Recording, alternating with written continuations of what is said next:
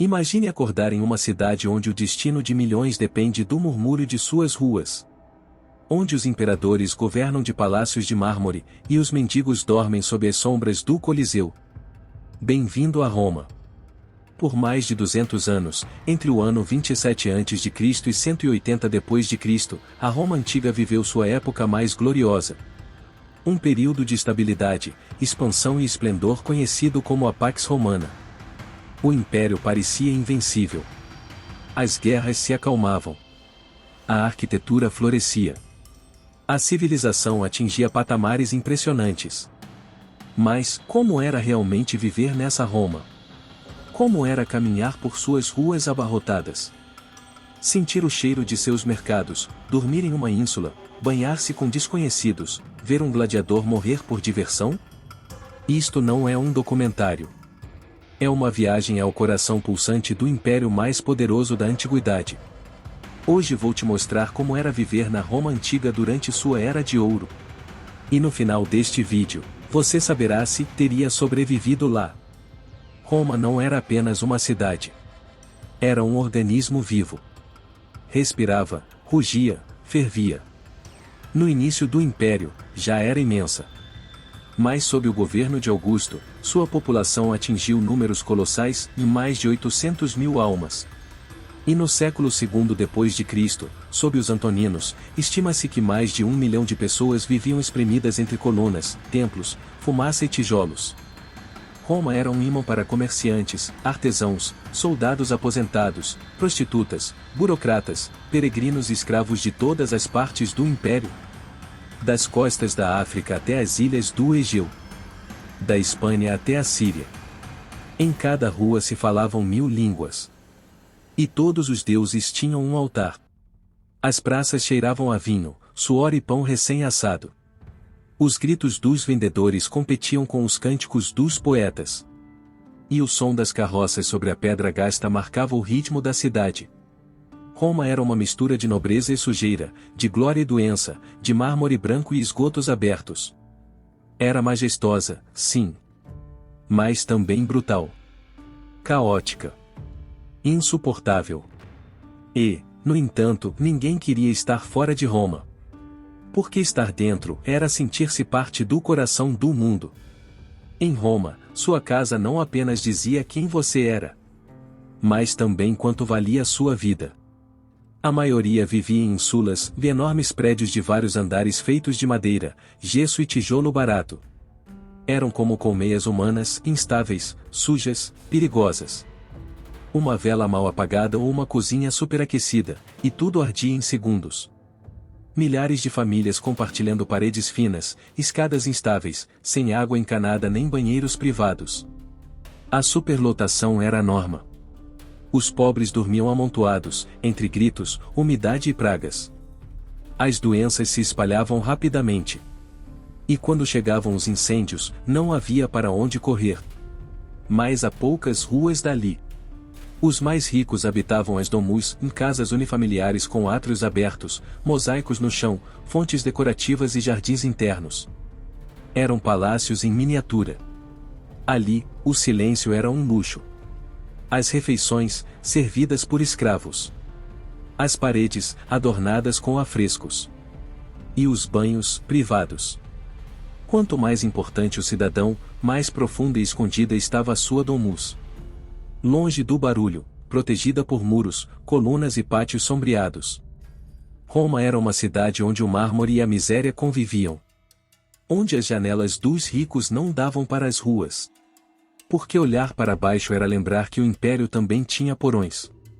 Em Roma, banhar-se não era uma rotina. Era uma cerimônia. Uma mistura de higiene, prestígio, relaxamento e poder. Os banhos públicos, as famosas termas, eram o coração social da cidade. Ali se reuniam desde escravos até senadores. Todos semidesnudos, suando, esfregando-se com óleos e raspadores de bronze chamados trigiles. As termas eram enormes complexos com salas frias, frigidarium, mornas, stepidarium e quentes, scaldarium. Havia piscinas, saunas, ginásios, jardins, bibliotecas e até lugares para comer ou fechar negócios. Banhar-se era público. O corpo era político. E a nudez, parte do protocolo. Enquanto os ricos eram atendidos por seus servos, os pobres se untavam e se raspavam uns aos outros. Não era elegante, mas sim comunitário. E gratuito ou quase, pois o Estado financiava muitas termas como símbolo de generosidade imperial. Mas havia outro líquido ainda mais precioso: a urina. Os romanos descobriram que o amoníaco contido nela servia para lavar roupas, desinfetar utensílios e branquear tecidos. Os trabalhadores das lavanderias chamadas fulonicais pisavam com os pés nos lençóis manchados, mergulhados em tinas de urina fermentada. A prática foi tão útil que o imperador Vespasiano impôs um imposto especial sobre a urina coletada nos urinóis públicos. Seu filho Tito ficou horrorizado. Mas Vespasiano apenas ergueu uma moeda e disse: "O dinheiro não cheira." E tinha razão. Roma também não. Era uma cidade onde o mármore brilhava, mas também onde o fedor das multidões se escondia entre perfumes e óleos. Um império que cheirava a glória e a humanidade. Roma era poderosa. Roma era grandiosa. Roma era insuportavelmente barulhenta. As ruas eram estreitas, repletas de carros puxados por mulas, animais de carga, vendedores ambulantes, políticos com escoltas e cidadãos de todas as classes sociais. Desde o amanhecer até tarde da noite, o estrondo era constante. O bater das rodas sobre paralelepípedos, o relinchar dos cavalos, os gritos dos comerciantes, o murmúrio das multidões. Tudo se misturava numa cacofonia que nunca dormia. Júlio César, preocupado com o caos, proibiu que os carros circulassem pelo centro da cidade durante o dia. Mas a medida apenas transferiu o problema para a noite. As entregas, os deslocamentos, o tráfego pesado, tudo acontecia na escuridão, tornando o descanso noturno quase impossível. O poeta Juvenal escreveu com amargura: "Ninguém dorme em Roma, exceto os muito ricos." A passagem dos carros e os insultos entre condutores afastam o sono de qualquer um. Ainda assim, as vias romanas eram uma maravilha de engenharia. A famosa Via Ápia ligava a capital ao sul da Itália, e outras milhares de rotas uniam o império como um sistema nervoso. Todos os caminhos levam a Roma não era uma metáfora. Era uma realidade tangível. Mas essa conectividade tinha um preço. O preço do barulho, da poeira, do aperto. Roma não descansava. E viver ali era como habitar no centro de uma tempestade que nunca parava. Em Roma, nem todos aprendiam a ler. Mas todos aprendiam o seu lugar. Não existiam escolas públicas como as conhecemos hoje. Os mais afortunados, os filhos de cidadãos ricos, eram enviados para aprender com mestres particulares ou tutores, muitas vezes escravos altamente instruídos, trazidos da Grécia ou da Ásia Menor. A educação não era um direito. Era um luxo ou um investimento. Primeiro aprendiam a ler, escrever e contar. Depois, se a família tinha meios, tinham acesso a estudos mais elevados, retórica, filosofia, direito, literatura. O objetivo, transformar o menino num futuro magistrado, orador ou político. Mas não iam sozinhos. Os jovens ricos eram acompanhados por seu pedagogo, um escravo encarregado de carregar seus livros, vigiá-los e, se necessário, castigá-los. A disciplina era severa. O conhecimento, uma forma de moldar a alma ou de dominá-la. Já as crianças das classes baixas não tinham acesso a mestres. Aprendiam o que podiam em casa, e logo se juntavam aos ofícios dos pais, padeiros, oleiros, curtidores, soldados. As meninas, por sua vez, eram ainda mais limitadas. Aprendiam a ler e escrever apenas se o pai achasse necessário. Mas, sobretudo, eram preparadas para o casamento, a obediência e as tarefas domésticas. O conhecimento era masculino. A submissão, feminina. No entanto, algumas mulheres da elite, se educadas em segredo ou por vontade paterna, conseguiam destacar-se em poesia, música ou medicina. Mas eram exceções, não regras. A educação em Roma era também uma ferramenta de controle. Os ricos preparavam seus filhos para governar. Os pobres, para obedecer. E, mesmo assim, cada romano, culto ou analfabeto, crescia sabendo que a glória estava reservada para aqueles que serviam a Roma com disciplina. Em Roma, uma mulher não era cidadã. Era filha, esposa ou sombra. Não podia votar. Não podia ocupar cargos públicos. E, salvo raras exceções, não participava da vida política. A mulher romana existia sob a tutela de um homem, seu pai, seu marido ou até mesmo seu próprio filho. Seu papel era claro: obedecer, cuidar do lar e perpetuar o sangue da família. As mulheres ricas viviam em domus amplas, cercadas de servos. Passavam seus dias entre bordados, banquetes, conversas com amigas, visitas a espetáculos matutinos e devoção aos deuses domésticos. Tinham tempo, mas não liberdade.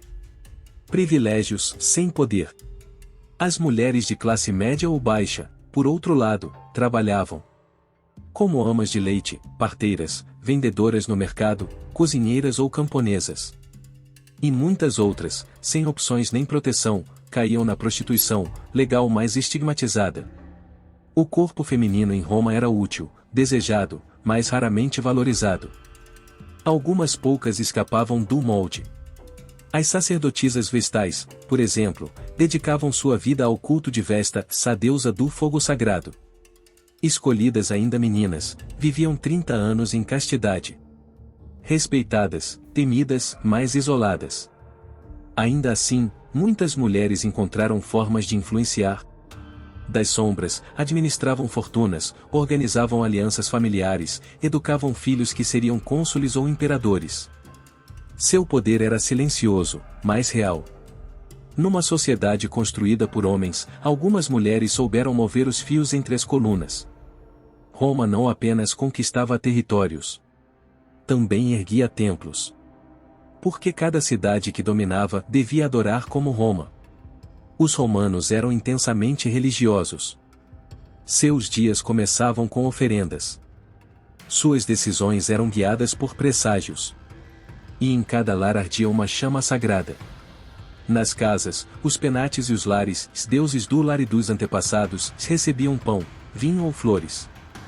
Pequenos altares domésticos mantinham a harmonia espiritual da família. Era o pai quem dirigia os rituais. A religião não era uma escolha. Era parte do dever familiar. Mais além dos muros do lar, estendia-se uma religiosidade monumental. Templos de mármore, colunas imponentes, festividades públicas, procissões. Marte, Júpiter, Vênus, Minerva. O panteão romano não apenas explicava o mundo. Também legitimava o poder. O imperador não era apenas um governante. Era um semideus. O culto imperial exigia que os cidadãos oferecessem incenso à sua imagem, em templos construídos para sua honra. Augusto, Trajano, Adriano, todos foram adorados. A fé era obediência. E negar o culto imperial era traição.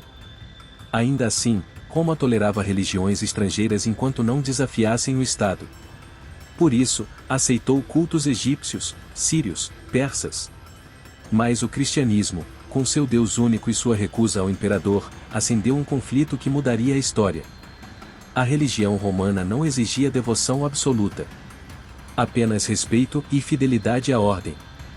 Assim, a espiritualidade romana era um equilíbrio entre o público e o privado, o ancestral e o político, o místico e o funcional. Roma não apenas construiu impérios de pedra. Também de fé. Em Roma, ser cidadão era um privilégio, mas não necessariamente uma voz. A cidadania romana não era um direito universal. Era um status.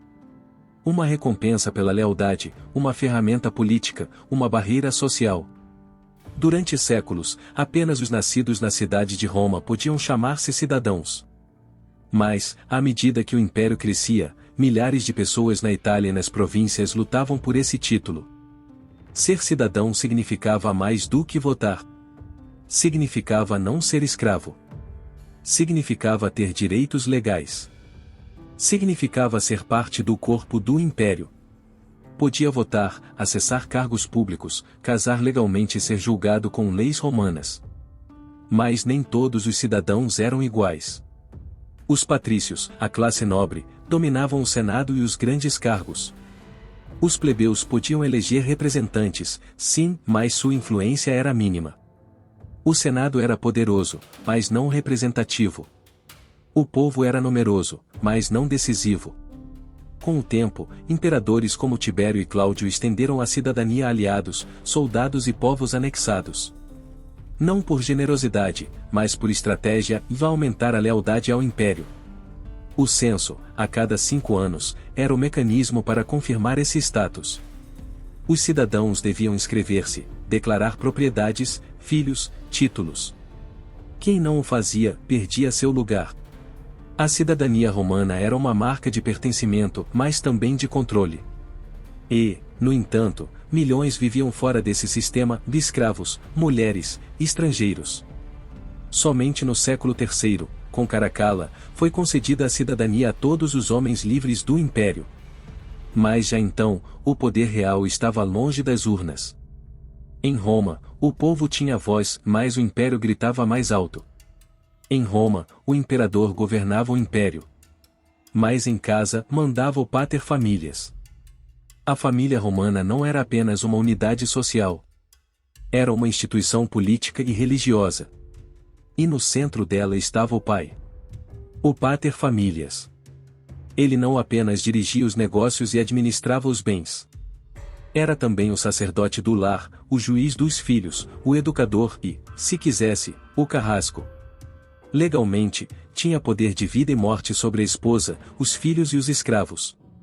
Podia repudiar a esposa por razões econômicas ou morais. Podia vender os filhos como servos se houvesse dívidas. Podia até ordenar sua morte, se considerasse que tinham desonrado a família. Uma figura que misturava respeito, medo e devoção. Quando uma filha se casava, o poder sobre ela passava do pai para o marido. E se um homem não tivesse herdeiros homens, podia adotar um sobrinho, um jovem promissor ou até mesmo um adulto. O sangue não era tão importante quanto a continuidade da linhagem. Mas o pater familias não exercia apenas autoridade. Era também o responsável por preservar a tradição. Conduzia os rituais aos lares e penates, cuidava do altar doméstico e guiava espiritualmente a família. Cada refeição, cada decisão, cada celebração carregava um gesto religioso. Porque em Roma, a piedade começava em casa. Com o tempo, alguns desses poderes se enfraqueceram. Mas o princípio permaneceu: o lar romano não era uma democracia. Era uma república em miniatura, onde a vontade do pai era lei. No império mais poderoso do mundo, a verdadeira autoridade começava na mesa da família. Roma não durou 1000 anos por causa de seu exército, mas por sua maneira de viver e de sonhar. Entre 27 a.C. e 180 d.C., Roma viveu seu maior esplendor. A Pax Romana trouxe paz a um império de múltiplas línguas, crenças e paisagens. Foram construídos aquedutos, circos, templos e estradas que ainda hoje permanecem. Foram escritos textos que ainda hoje nos inspiram. Era uma civilização de mármore e sangue, de filosofia e espada. Nesse período nasceram monumentos como o Coliseu, o Fórum de Trajano e a Muralha de Adriano. Foram impostas leis que se tornariam a base do direito ocidental. E consolidou-se uma cultura capaz de integrar o grego, o egípcio, o gaulês, o africano numa única identidade romana. Era uma Roma universal, ambiciosa, quase divina. Mas essa grandeza tinha um preço. A opulência alimentava o excesso. A paz escondia tensões. A cidade cresceu além do que podia sustentar. E as elites esqueceram o dever, enquanto o povo se contentava com pão e circo. Ainda assim, Roma deixou um legado incomparável. Sua arquitetura, sua língua, sua organização, suas ideias sobre cidadania, família e poder continuam vivas em nossas cidades, em nossos governos, em nossos costumes. Porque Roma não foi apenas uma cidade. Foi uma forma de entender o mundo. Foi uma promessa de eternidade. E embora tenha caído, foi lentamente. E o que deixou para trás jamais desapareceu. Viver na Roma da época dourada era fazer parte de algo maior do que si próprio. Algo destinado não apenas a durar, mas a renascer, repetidas vezes, em cada canto da história.